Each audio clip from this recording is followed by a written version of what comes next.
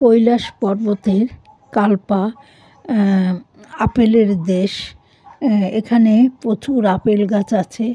এখানে বেড়াতে গেলে অনেক আপেল গাছ সবুজ রঙের, লাল রঙের, হালকা মানে লাল অনেক রকমের আপেল গাছ দেখা যায়।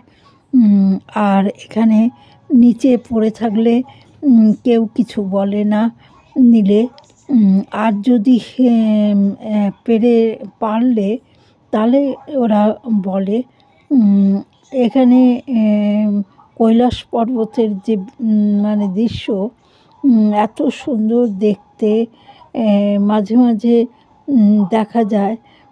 কিন্তু যেতে যেতে গাড়ি করে কিছু মানে অনেক দূর পর্যন্ত গেল, কিন্তু গেলে কী হবে আবার সরু পথ এসে যায়।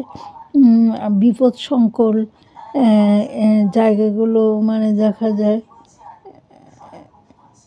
সব কিছু মিলিয়ে একটা সুন্দর দৃশ্য এখানে দেখতে পাওয়া যায়।